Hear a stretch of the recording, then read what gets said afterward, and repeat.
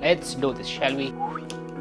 IQOO is back with another smartphone, and this time around it's called the IQOO Z7 Pro 5G. Honestly, IQOO has been doing a great job over here in India. Last month they launched the IQOO 7 Pro, which is arguably one of the best smartphones under 35,000, and they have a theme with their smartphones. They focus a lot on performance, like that's the main thing that they focus on, and they make smartphones for people who care about performance. For example, the IQOO 7 Pro, it comes with the Snapdragon 8 Plus Gen 1 processor, the same one that we get in the Nothing Phone 2, and both of them are in different price categories. Like there's a big price gap between IQOO 7 Pro and Nothing Phone 2, but both of them have the same processor. And all smartphones in their portfolio kind of focus on performance. But I feel that with this smartphone, things are kind of changing for IQOO. This smartphone, the Z7 Pro, is a well-balanced package and one that is going to appeal to a bigger audience. So I feel that with this smartphone, IQOO is not only targeting the tech enthusiasts out there, but a larger audience, which is a good thing.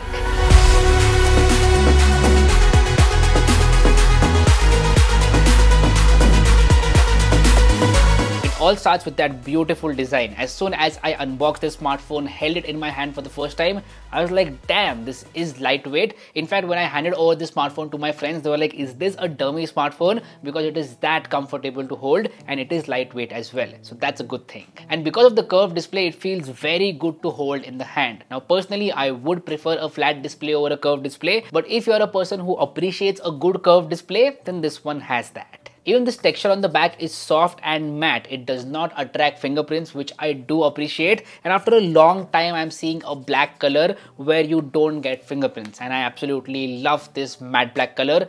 Like MKBHD would be happy with this color. He will give his approval. It's that good. And yeah, this is a plastic back panel and not glass. I also like the fact that the camera module doesn't stick out much. It is almost flush with the back panel, and that is a good thing. Like it's a very thin camera module. Now, there is a reason why the camera module is so thin, because it only comes with a main 64 megapixel camera and a useless 2 megapixel camera. You do not get an ultra wide angle camera with this smartphone, which honestly is kind of disappointing. I clicked a lot of photos with the IQOO Z7 Pro and I was impressed with the main camera. It shoots some really good photos. Dynamic range is impressive. Highlights and shadows are exposed in the proper way, and the auto HDR mode is working very well. IQOO has optimized HDR in a good way on the Z7 Pro. Same goes for detail level. You get detailed photos out of this camera and the colors are good as well. It's not like the colors are oversaturated or undersaturated. If I had one complaint with the main camera, that would be with the contrast level. Like the contrast level is a little on the higher side. I prefer photos which have less contrast. And even in artificial and low lighting conditions, you can shoot some amazing photos with the main camera. So IQOO has done a great job with the main camera on the Z7 Pro. As far as video goes, you can shoot 4K videos with the main camera, and here is a quick video sample. You guys let me know what do you feel about the video quality in the comment section down below. I feel that the video quality is just fine, and it does come with optical image stabilization, so that is a good thing. What about the front camera? Well, the front camera is good, but there is a typical IQOO problem over here, that the colors are a little bit muted and the photo looks white. I think that it's the way IQOO processes these images. They look kind of muted to me, and that's not the look that I prefer. That's why I like to install Gcam, where I get a little bit more depth and color in the selfies. This is a very quick front camera video test with the IQOO Z7 Pro 5G. It cannot shoot in 4K, maxes out at 1080p, so that is kind of sad. But yeah, that's what it is. Now you guys let me know about the microphone quality of this device in the comment section down below. Let me catch a breath.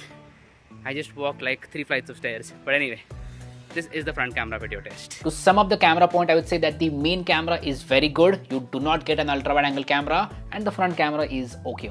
Next up, I want to talk about performance. Now, as I said in the start of this video, IQOO Z7 Pro is a very well balanced package. It's not like it's very good in performance and other things are okay. The performance is just as good as other things, which means that it is awesome for normal day-to-day application. Things like opening up your email, replying to WhatsApp messages, watching YouTube videos, scrolling through Instagram Reels. All these things can be done with ease and without any lag. The performance for normal daily tasks is very good. But with that being said, if you want to do heavy stuff like maybe playing Genshin Impact for a couple of hours, then that is not going to be a good experience with this smartphone. If you want to do heavy stuff, you should go with a smartphone with a better processor. Maybe the IQOO 7 Pro, because that has a way better processor and way better performance. I would say this smartphone is awesome for normal applications and casual gaming, but not so good for heavy gaming. I hope you get my point. Now, a point that is related to performance and carries a lot of weight is software. So how is the software on the IQOO Z7 Pro? Well, first up, you do get bloatware, that is pre-installed applications, and you can uninstall them.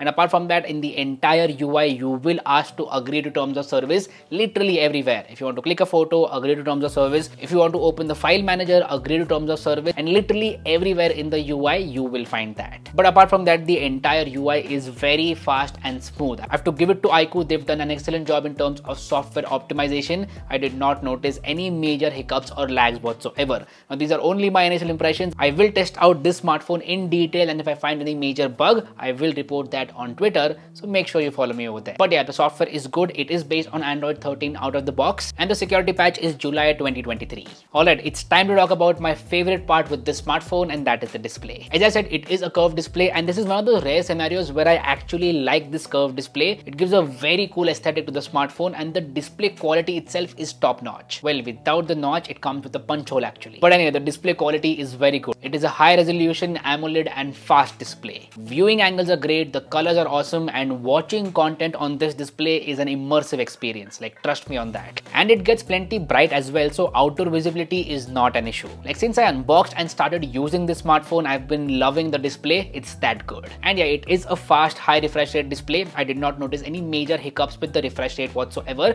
Entire thing was smooth. So yeah, the display gets a huge thumbs up from my side. What about battery life? Well, these are my initial impressions. I've been using this smartphone only for a few days, and in that time period, the battery life has been good. It's not excellent battery life, it's good battery life, but it's not bad either. So it will get you throughout the day with some juice left towards the end of the day, like 20% left, and I feel that is good battery life. You also get super fast charging, and the charger inside the box itself, that is a relief. So if you quickly want to charge your smartphone in the morning, then you can do that. Now, one negative point with the IQOO Z7 Pro is that it does not come with NFC. NFC is a feature that is expected in this price range, and IQOO has skipped on that. So if you want to use tap to pay or something like that, then you cannot do that with this smartphone, and please make a note of that. A lot of people want NFC in their smartphones, but sadly this one does not have that. Neither does it have the headphone jack, RIP headphone jack. And the speaker quality is just okay. Honestly, I was expecting better speakers on this smartphone. Now, how do I sum up this smartphone? I've been trying that for the entire day, but I'm just going to tell you my thoughts about the IQOO Z7 Pro, like all the thoughts, and then you guys can sum up this smartphone for me.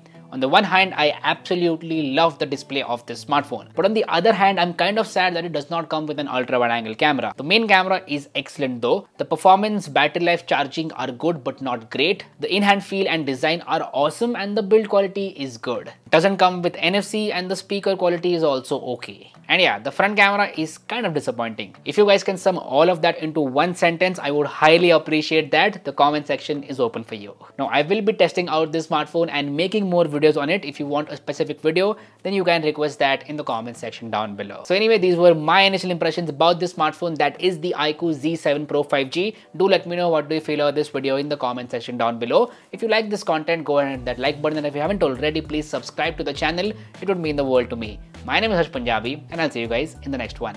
Bye bye.